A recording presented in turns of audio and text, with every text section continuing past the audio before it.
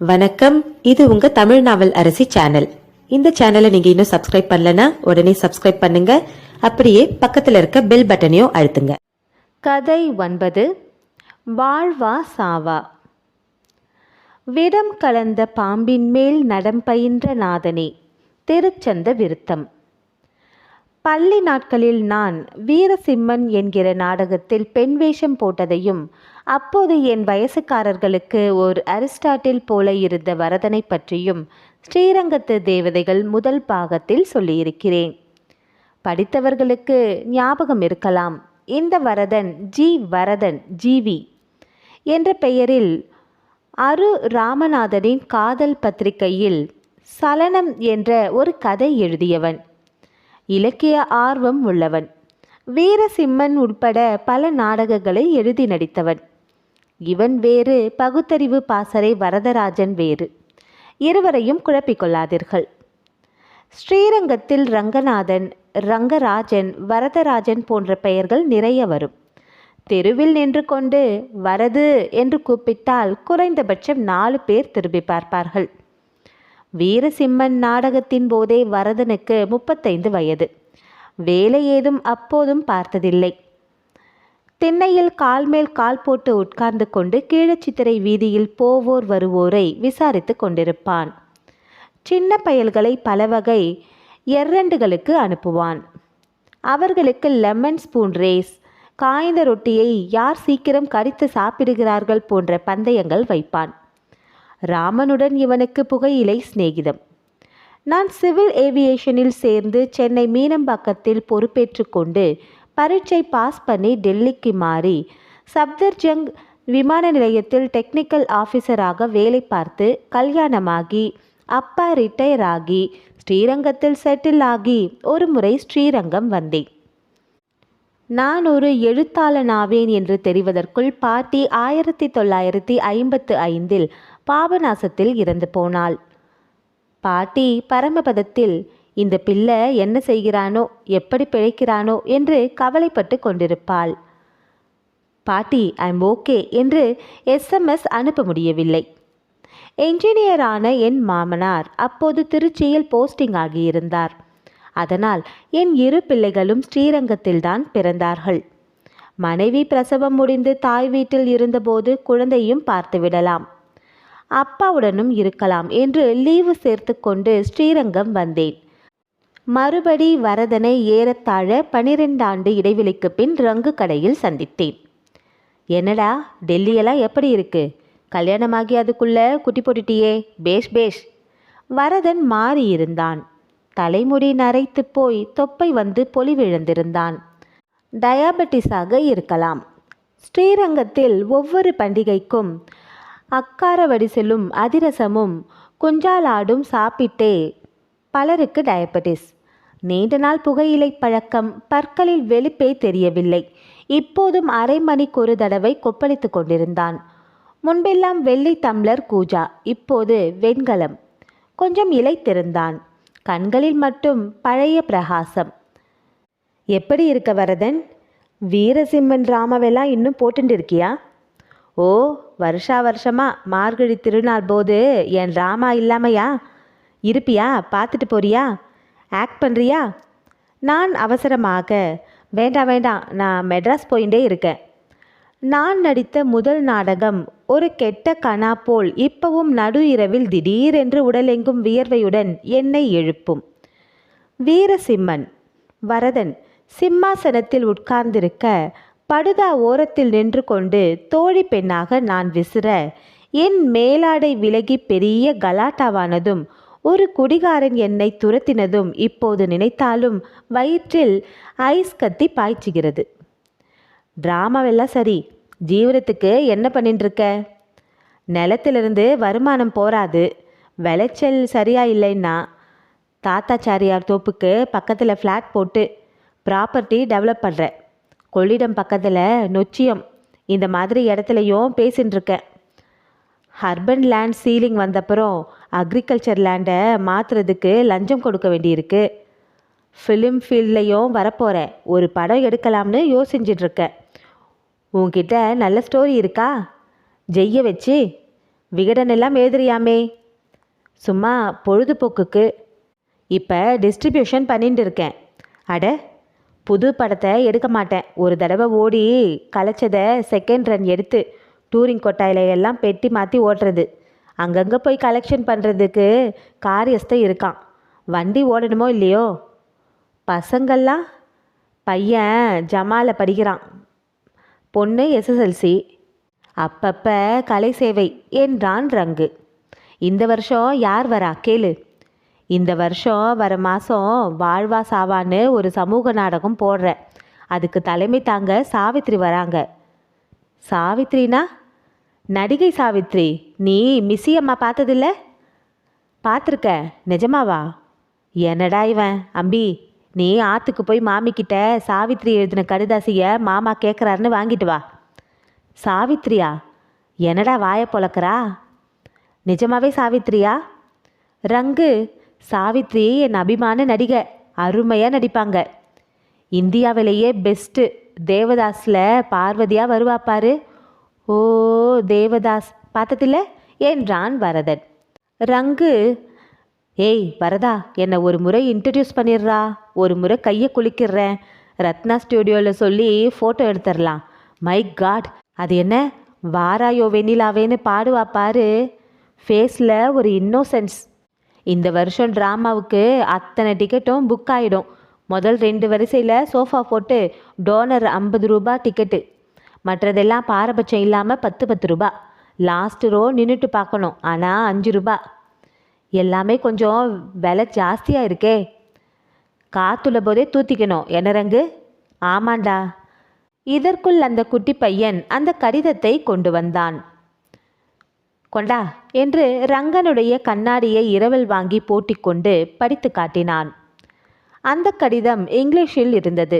Letter ஹெட்டில் சாவித்ரியின் சிரிக்கும் photo இருந்தது. அன்புள்ள ஸ்ரீ ஜி வரதராஜன், தங்கள் கடிதம் பார்த்து மிஸ் சாவித்ரி மிகவும் மகிழ்ந்தார். இதனுடன் கையெழுத்திட்ட புகைப்படம் இணைத்திருக்கிறோம். இப்படிக்கு. கையெழுத்து புரியவில்லை. மிஸ் சாவித்ரியின் செக்ரட்டரி. ஸ்ரீரங்கத்துக்கு வரதா போடலையே. இதுக்கப்புறம் ஃபோனில் பேசினேன். ரமேஷ் ராகவனு அவருடைய செக்ரட்டரியை அகஸ்மாத்தாக சந்தித்தேன். பெருமாளை சேவிக்க வந்திருந்தார். சாவித்ரியும் வராங்களாம்.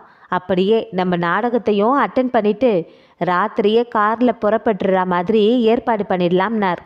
சாவித்ரிக்கு ஒரு ரசிகர் மன்றம் ஆரம்பிக்க போகிறேன். நான் வரேன். எனக்கு ஏகப்பட்ட வேலை இருக்குது. போஸ்டர் அடிக்கணும், நோட்டீஸ் அடிக்கணும், டிக்கெட் புக் நம்பர் போடணும், கேன் சேரு தகர சேருக்கு ஏற்பாடு பண்ணணும். இதுக்கு நடுவில் ரிஹர்சல் பண்ணணும். எனக்குன்னா பரவாயில்ல, சமாளிச்சிடுவேன். கோட்டையிலிருந்து லேடி ஆர்டிஸ்ட் வரா. சுட்டு போட்டாலும் தமிழ் வரலை. இப்போ கூட லேட் இல்லை. நீ நடிக்க வரேன்னா ஒரு பாட்டு பாக்கி இருக்குது. ஐயோ, நான் வரலப்பா என்று பதறினேன். வீரசிம்மனில் நீ லேடி கேரக்டர் பண்ணதை இத்தனை வருஷம் கழிச்சோம் ஜனங்கள் ஞாபகம் வச்சுட்டுருக்கு. மறுபடி ஐஸ் கத்தி. அதான் பிரச்சனை என்றேன். அவன் போன பின் ரங்குவிடம், இவன் சம்பாத்தியம் எப்படி ரங்கு? அரிசி பருப்புக்கெல்லாம் என்ன பண்ணுறான்? ஏன் கேட்குற? சம்பாத்தியமே கிடையாது. பெருங்காய் சொப்பு. வீட்டில் நிலமெல்லாம் வித்தாச்சு. பெஞ்சு நாற்காலியெல்லாம் வித்துன்னு இவாத்தில் பழைய காலத்து சோஃபா கட்டில். இவன் தாத்தா பெரிய ஸ்காலர். அவர்கிட்ட ஏகப்பட்ட அரிதான புஸ்தகங்கள்லாம் இருக்குது. எல்லாத்தையும் கோட்டைக்கு கொண்டு போய் எடைக்கு போட்டுருவான். பழைய கிராமஃபோனு, நல்ல நல்ல பிளேட்டு, அரியக்குடி, எம்எஸ்ஸு. அட பாவமே, நீ உதவி பண்ணக்கூடாதா? கேட்க மாட்டானே. ரொம்ப வெத்து ஜம்பம். கார்வார். இப்படித்தான் ஐயங்கார் ஜாதியே சீழிஞ்சிட்டு இருக்கு. படிப்பு இருக்கிறவன் பொழைச்சிக்கிறான். எல்லாரும் ஊரை விட்டு போயிட்டாங்க. சித்திர வீதியில் பாதிக்கு மேலே வீட்டை வித்தாச்சு. முன்பக்கம் லாந்திட்டு வாசலில் சிமெண்ட்டு பூசின வீடெல்லாம் புதுசாக வந்தவா வீடு. நம்முது எல்லாம் கூரை. கொஞ்ச நாளில் வாசலில் ஆடு கட்டினாலும் ஆச்சரியப்பட மாட்டேன். இதெல்லாம் தவிர்க்க முடியாத சமூக மாறுதல் ரங்கு. என்னவோ போகிறது. ட்ராமாவில் நகரமாக 10,000 ரூபா பண்ணால் 1 வருஷம் ஓட்டிடுவான். அதில் தான் ஹோப் வச்சுண்டு சப்பு கொட்டிட்டு இருக்கான். சாவித்ரி சாவித்ரின்னு ஊருரா அலையிறான் கிடந்து. சாவித்ரி வருவாங்களா? வரணும். யாருக்கும் அட்வான்ஸ் கொடுத்துருக்கான். சாவித்ரி வரலனா கொட்டாயே எரிச்சிருவாங்க. ரிஸ்க்கு. அந்த பேரை சொல்லித்தான் டிக்கெட் அடித்து விற்க போகிறான். அடுத்த வாரம் ஸ்ரீரங்கம் எங்கும் நடிகை சாவித்ரியின் போட்டோ போட்டு சுவரொட்டிகள் இருந்தன. மிஸ்ஸி அம்மா ஸ்ரீரங்கம் வருகிறார்.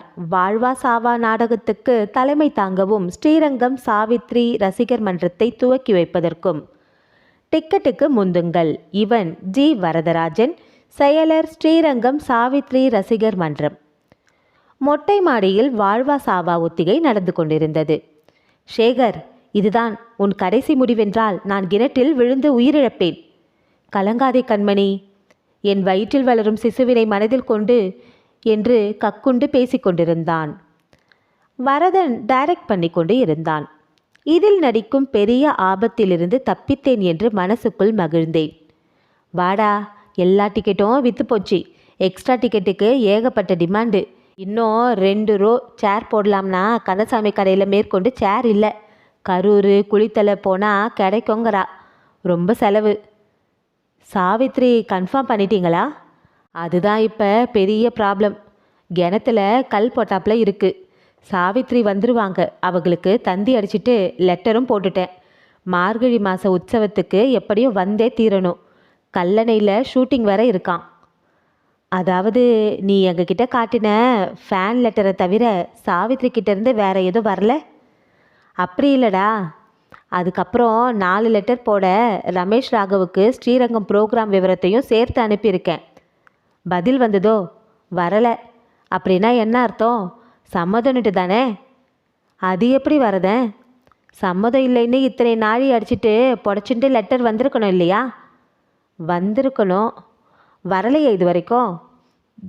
எனக்கு இந்த வினோதமான லாஜிக் புரியவில்லை. ஃபோன் போட்டு பேசுனியா? குண்டூசியில் ஒரு நம்பர் கொடுத்துருந்தா. யாரோ தெலுங்கில் பேசினா. நான் விவரத்தை சொல்லிட்டு அட்ரஸையும் கொடுத்துருக்கேன். ஆனாலும் உனக்கு ரொம்ப தைரியம் வரதன். எந்த விதமான உத்தரவாதமும் இல்லாமல் டிக்கெட் அடித்து விற்றுட்டு என்ன சொல்கிற நீ? எதுக்கோ நீ ஒரு தடவை மெட்ராஸ் போய் பார்த்து பேசிட்டு வர்றது நல்லது வரதன். எங்கடாட்டாயும் நான் ஒருத்தடே எல்லாத்தையும் பார்த்துக்கணுன்னா? நான் டெல்லிக்கு திரும்பும்போது ஒரு நாள் சென்னையில் இருப்பதால் விசாரிப்பதாக சொன்னேன். அவன் உடனே 8 இடமும் குளிர்ந்து, உண்மையான ஃப்ரெண்டு நீதாண்டா எனக்கு வேணும். இந்த ட்ராமா பண்ணிட்டேன்னா எங்கேயோ போக போகிறேன் பாரேன். யார் இந்த ரமேஷ் ராகவ்? யாருக்கு ஃபோன் பண்ண? எல்லா விவரம் சொல்லு. அழுக்கான ஒரு விசிட்டிங் கார்டை கொடுத்தான். அதில் ரமேஷ் ராகவ் என்ற பெயர் போட்டு ஒரு பிபி நம்பர் டெலிஃபோன் எண் போட்டிருந்தது. சென்னைக்கு காலை வந்து சேர்ந்து கிளாக் ரூமில் பெட்டி படுக்கையை போட்டுவிட்டு மாலைதான் ஜிடி பிடிக்க வேண்டும் என்பதால் நேரம் இருந்தபோது சித்தப்பா வீட்டிலிருந்து டெலிஃபோன் செய்தேன். அப்படி யாரும் இல்லையே இங்க என்றார்கள். இந்த நம்பர் என்ன? இது தைய கடை. என்னிடம் குண்டூசி கொடுத்த சாவித்ரியின் எண்ணும் இருந்ததால் அங்கே ஃபோன் பண்ணபோது ஒரு இளம் குரல் ஷூட்டிங்களோ என்றது. எனக்கு தெரிந்த ஒரே தெலுங்கு வார்த்தையை பிரயோகித்து எக்கட என்றேன். வாகினிலோ பிரசாத்லோ ஏவிஎம்லோ தெரியலேது. நான் ட்ரங்கால் புக் பண்ணி ரங்கநாதா மெடிக்கல்ஸ் மூலம் வரதனை கூப்பிட்டு பேசினேன். வரதன், நீ கொடுத்த அந்த நம்பர் தப்பு. அவனுக்கு ஏதாவது பணம் கொடுத்தியா? அதை ஏன் கேட்குற? பணத்தை வாங்கிட்டு கம்பி நீட்டிட்டான். ஆள் அட்ரஸே இல்லை. அட்வான்ஸ் கேட்டான். 1000 ரூபாய் வாங்கிட்டான். என்ன வரதா, நீ இப்படி போய் ஏமாந்துருக்கியே. நாடகம் எப்போ? நாளைக்குடா. டேய், நீ எனக்கு உபகாரம் பண்ணணும். நான் வர முடியாது. நீ ஏவிஎம்மோ வாகினியோ போய் சாவித்ரி அவங்கள எப்படியாவது சந்திச்சு நான் எழுதின 4 கடிதாசியை பற்றி சொல்லு. ஏவிஎம்மில் ஒரு பாடல் காட்சியில் நாகரா ஒலிக்க ஒரே வரியை 8 தடவை எடுத்து கொண்டிருந்தார்கள். என்னால் அந்த சந்தடியில் மிஸ் சாவித்ரியை கிட்டே போய் சந்திக்க முடியவில்லை. சட்டென்று கார் ஏறி போய்விட்டார். அவரது செக்ரட்டரியை காட்டினார்கள். சந்தித்து என்னை அறிமுகம் செய்து கொண்டு விவரம் சொன்னேன். ரமேஷ் ராகவ் அப்படி யாரையும் தெரியாதே?